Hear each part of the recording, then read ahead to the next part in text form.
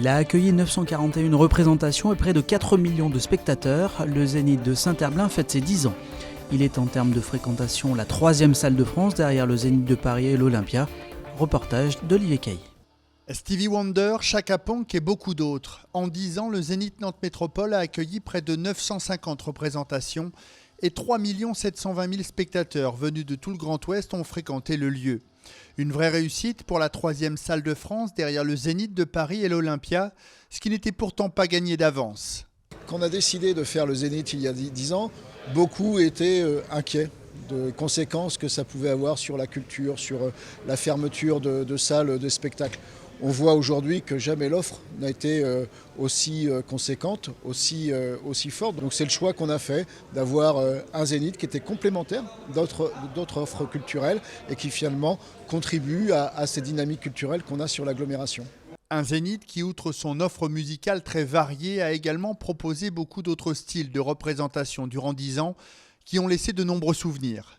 Cette histoire du Dalai Lama qui était un petit peu atypique par rapport au spectacle qu'on reçoit tous les jours tout au long de l'année. C'était un chantier un peu particulier avec des gens particuliers. De Tokyo Hotel, parce qu'on avait affaire à un public inhabituel dont constitué de 80% de filles, jeunes filles qui venaient dormir depuis 2-3 jours devant le Zénith.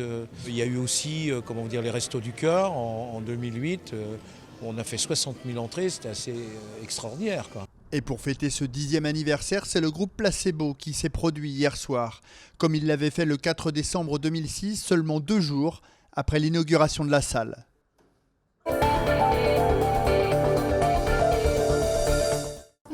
Une tablette pour les seniors, c'est l'idée de la start-up nantaise Tikizi qui propose un outil adapté. Elle compte déjà 4500 utilisateurs en France qui ont en moyenne 72 ans. Reportage Adrien Godet. Alors pour écrire éventuellement. Premier contact avec le monde du numérique pour André. À 77 ans, cette retraitée participe avec enthousiasme à un atelier d'initiation. Objectif, gérer des documents administratifs ou retrouver des recettes de cuisine sur la toile. Il y a des choses que je faisais avec ma fille, mais si je peux le faire moi-même, ça sera mieux. Tout au moins pour quelques temps, quoi. Surtout pour communiquer avec mes amis, ils ont tous Internet. Ils me disent « t'es un peu paumé à côté ». Des caractères plus gros, une interface plus accessible, la tablette tente de convaincre les seniors. Depuis le mois d'avril, le bureau de la Poste à Valette en a par exemple vendu 53 à 219 € pièce.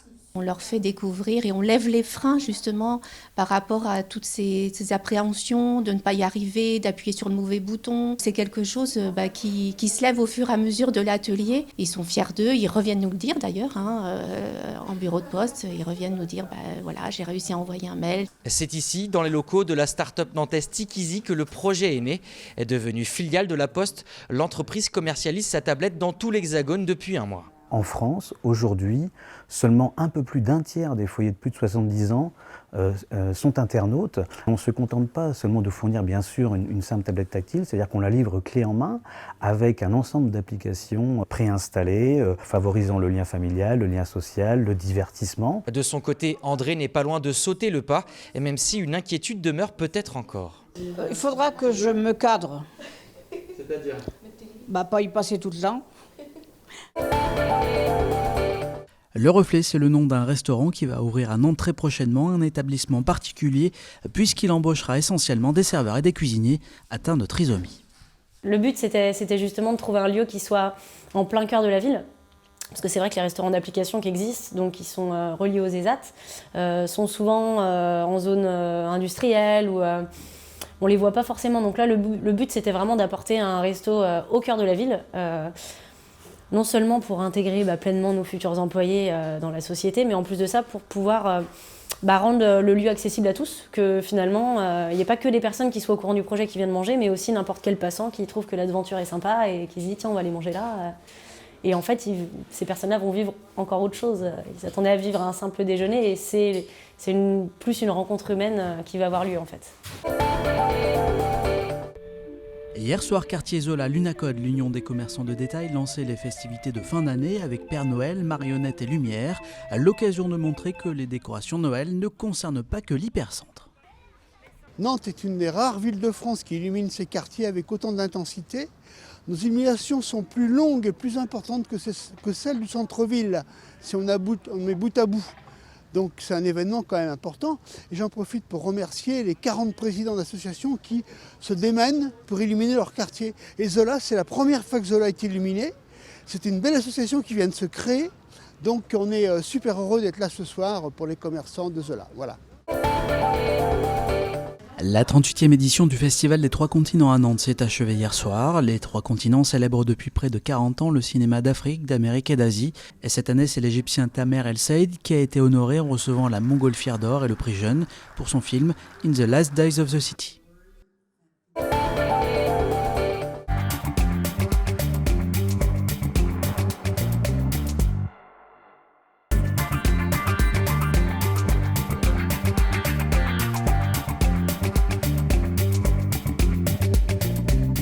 L'équipement va rentrer en service cette semaine. On est en phase de test et de rodage de la chaufferie. Le chantier de la chaufferie Californie n'est pas terminé dans la mesure où on a installé d'abord 2 chaufferies gaz et il y aura une 3e chaufferie au bois qui sera mise en service en octobre 2019.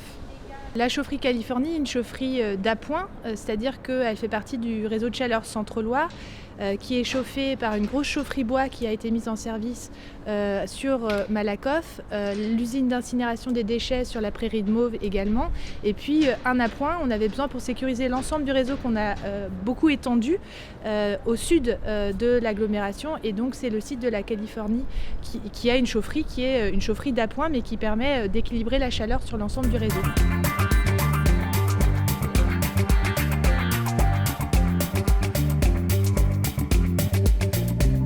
En fait, il y a des grosses canalisations qui amènent la chaleur et donc c'est des plus grosses que celles. Alors ensuite, il y a les plus grosses canalisations, on en a des plus petites pour desservir les bâtiments publics, les logements collectifs ou même des magasins qui peuvent être alimentés en chaleur. Il y a des bâtiments publics comme des gymnases, les serres du Grand Blotreau par exemple, ou la piscine Jules Verne, mais également le CHU. Il y a Leclerc à Tout Sud qui sera raccordé également. Donc c'est des logements sociaux d'une part, des équipements publics de l'autre, et ça peut être des équipements privés également.